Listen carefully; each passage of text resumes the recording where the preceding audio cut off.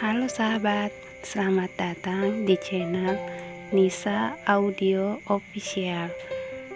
Jangan lupa setelah menonton, klik like, komen, dan subscribe ya. Terima kasih. Nggak apa-apa Bi, lagian banyak gini kasihan bibinya. Nisa tetap memaksa untuk membantu dan membawa beberapa barang. Oh iya Non, Bibi buatin makan siang ya, Non pasti lapar, tunggu sebentar ya.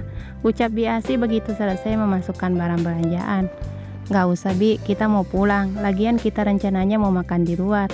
Kasihan ibu kalau batal, Bibi istirahat saja dulu, pasti capek habis belanja. Kita mau pamit Bi, tolak Nisa dan malah berpamitan. Loh, Non mau kemana? Kenapa nggak tinggal di sini Non? Kasihan tuan muda, dia jadi sedih dan nggak nafsu makannya. Jangan pergi lagi Non, pinta Biasi dengan wajah sedih. Saya tinggal di rumah ibu dulu untuk sementara waktu Bi. Saya dan Daniel perlu waktu. Saya harap Bibi bisa merawat Daniel untuk sementara. Nanti saya pasti balik kok Bi, dan nggak akan lama. Nisa memberikan Biasi pengertian. Ya udah Non, kalau begitu jaga kesehatan ya Non, baik-baik di sana dan jangan lama-lama perginya. Iya Bi, saya titip tuan muda ya, dan gak usah bilang kalau saya pulang. Kalau tuan muda tanya dari mana uang belanja, bilang saja asisten Brian yang kasih. Nanti saya kasih tahu asisten Brian untuk mengiyakan. Pesan Nisa supaya Daniel tak tahu jika dia pulang. Bisa-bisa Daniel curiga kenapa dia pulang saat Daniel tidak ada. Iya Non, Bibi nggak akan bilang-bilang, saut Biasi tersenyum. Ya udah, kami pamit ya Bi, jaga rumah baik-baik. Nisa, Ibu dan Randy pun berpamitan. Rina sudah tak tahu entah kemana. Gadis itu menghilang setelah meletakkan barang belanjaan. Nisa dan keluarganya pun pergi. Sebelum pulang ke rumahnya, mereka mampir ke restoran karena sudah lewat waktunya makan siang. Mereka sengaja tidak makan di rumah Daniel karena tidak ingin merepotkan Biasi. Ran, kita mampir ke resto seafood ya, Mbak lagi pengen makan seafood komplit, pinta Nisa pada sang adik. Oke Mbak, oh ya, karena tadi batal jalan-jalan ke malnya, gimana kalau kita mampir ke Anyer sebelum pulang? Masih cukup waktunya, sekalian ngilangin stres Mbak. Randy memberikan saran, Nisa dan Ibu menyetujui. Lagi pula, mumpun Randy libur, mereka akan menghabiskan waktu bersama yang sudah tidak mereka lakukan semenjak Nisa menikah dan bulan madu. Selesai makan siang, waktu menunjukkan pukul 2 siang. Randy pun langsung memacu mobilnya menuju pantai. Randy sengaja menyarankan untuk ke sana agar Nisa bisa rileks dan tidak terlalu stres dengan permasalahannya. Sesampainya di pantai, Randy langsung memarkirkan mobil. Nisa dan Ibu langsung berjalan menuju pantai. Randy pun menyusul setelah mobilnya terparkir.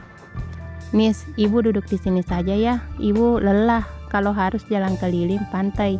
Maklum, Ibu sudah tua, udah gak kuat jalan terlalu lama. Ibu beralasan dan langsung duduk di kursi pantai di bawah payung lebar yang memang disediakan di sana. Sebenarnya Ibu begitu agar Nisa bisa menikmati keindahan pantai dan merenung tanpa mengganggu putrinya itu. Ya udah, kalau gitu Randy beli kelapa muda dulu ya. Mbak gak apa-apa kan jalan sendiri, saut Randy sebelum Nisa menjawab Ibu. Iyalah Ran, ya udah Mbak jalan sebentar ya, mumpun cuacanya nggak terlalu panas. Kamu temenin Ibu saja, ujar Nisa dan langsung melangkah pergi. Ibu dan Randy saling tatap dan tersenyum penuh arti. Nisa pun menyusuri pantai, menikmati hembusan angin pantai. Mungkin dengan begitu bisa mengurangi sedikit beban di hatinya. Bagaimanapun, perasaannya untuk Daniel sudah semakin tumbuh. Namun rasa kecewanya pun tak mudah untuk dihilangkan.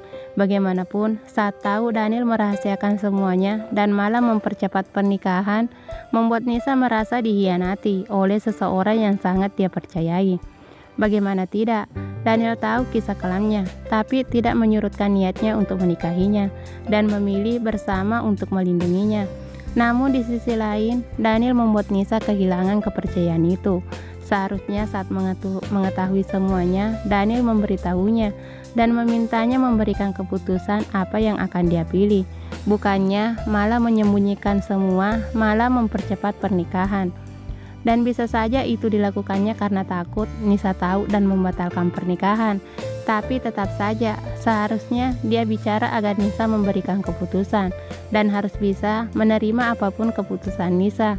meskipun itu membatalkan pernikahan. Apa benar aku akan membatalkannya? Kan belum tentu juga. Harusnya dia memberitahu agar aku tidak merasa sekecewa ini. Aku merasa dibohongi. Berbeda seandainya dia tahu setelah pernikahan. Nisa bicara sendiri, menjawab apa yang dipikirkan sendiri. Tapi aku juga gak mau kehilanganmu. Aku hanya ingin memberi pelajaran sedikit. Dan semoga saja kamu sabar menunggu, juga tidak berpaling dariku. Ini akan aku anggap ujian untukmu.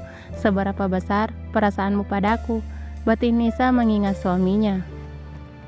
Lagi asiknya berpikir, tiba-tiba ponselnya berbunyi tanda ada chat masuk.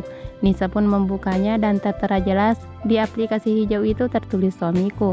Nisa segera membuka isi chatnya dan sedikit tersenyum. Sayang, udah makan? Apa kamu tidak merindukanku? Isi chat dari Daniel. Nisa senang Daniel masih memperhatikannya. Namun demi gengsi, chat itu hanya dibacanya tanpa membalasnya. Nisa memandang langit, sepertinya hari sudah makin sore, dan Nisa baru teringat akan ibu dan adiknya yang menunggunya. Ya ampun, mereka pasti kelamaan nungguin. Ibu pasti capek, sebaiknya aku ke sana dan segera mengajak mereka pulang, ujar Nisa pada dirinya sendiri, dan langsung berbalik. Ternyata dia berjalan cukup jauh, sampai-sampai ibu dan adiknya tidak terlalu kelihatan lagi. Nisa pun bergegas kembali untuk menghampiri ibu dan adiknya. Nisa sedikit berlari kecil agar segera sampai ke tempat di mana ibu dan adiknya menunggu. Bu, maafin Nisa. Nisa kasihkan jalan sampai lupa kalian nungguin di sini. Maafin Mbak juga ya, Ren. Ayo kita pulang, ajak Nisa setelah meminta maaf dengan wajah menyesal.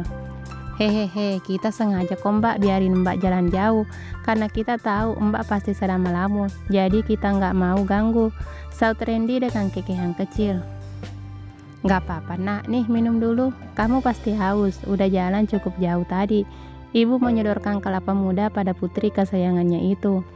Makasih Bu, ya udah kita sambil jalan ke mobil, ajak Nisa lagi dan melangkah mendahului ibu dan adiknya, sambil menikmati kelapa muda yang diberikan ibu. Mbak jangan keseringan melamun, kalau kangen ngomong aja, hehehe, selalu Randy mencandai kesang kakak. Apaan sih Ran, sampai juga yang kangen. Mbak kalau ngasih orang pelajaran gak tanggung-tanggung, biar dia kapok. Orang dia chat aja Mbak gak bales, saut Nisa menjelaskan.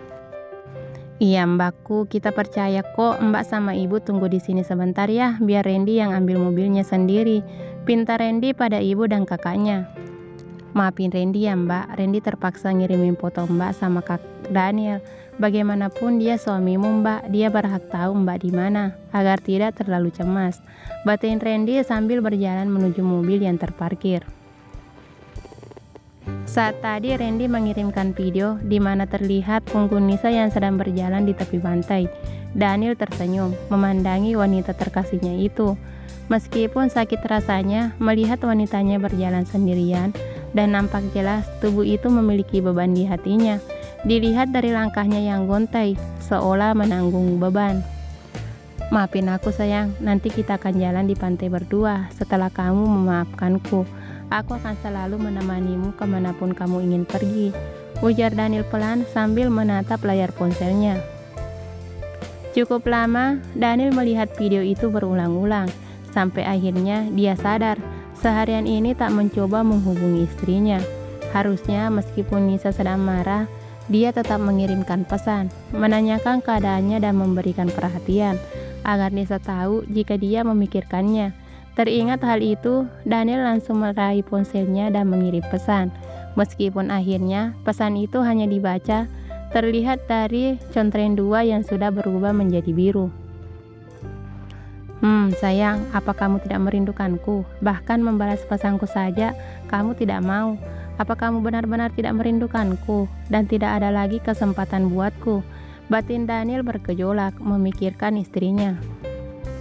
Sampai kapan kita begini sayang? Aku sangat merindukanmu. Aku rindu bawelmu, rindu tawa dan senyumanmu, rindu berbagi tempat tidur, dan rindu belayanmu. Apa kamu benar-benar tidak merindukanku? Daniel berkata pelan sambil kembali memandang video kiriman Randy. Saat asik memandangi video Nisa dan Daniel berkata-kata sendiri, Brian masuk dan membuat Daniel terkejut. Sampai-sampai Daniel berteriak kesal atas kelakuan asistennya itu.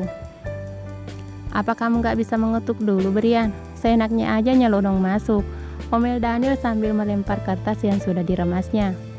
"Enak saja bos ini. Saya sudah sejak tadi mengetuk dan memanggil bos, tapi bos tak kunjung menyahut.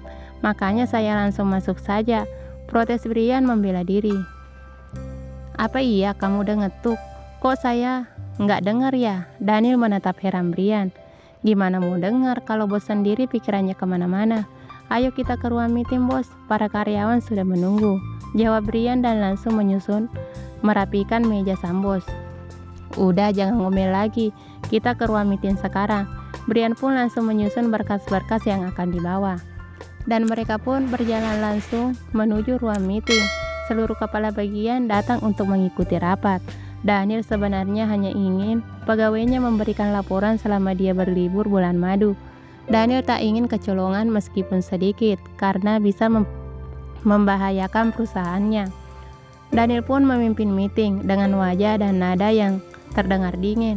Tak ada lagi senyum ramah itu. Semenjak istrinya pergi, rasanya malas bahkan untuk tersenyum sekalipun. Meski sedikit heran, semua pegawai tak akan berani bertanya. Bahkan mereka takut untuk tersenyum saat berada di dekat sang bos. Selesai meeting, Daniel langsung kembali ke ruangannya.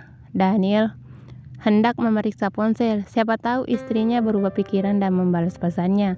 Brian yang sejak tadi mengawasi tingkah sang bos hanya tersenyum kecil, tahu apa yang hendak dilakukan sang bos, yang pasti sangat merindukan sang istri.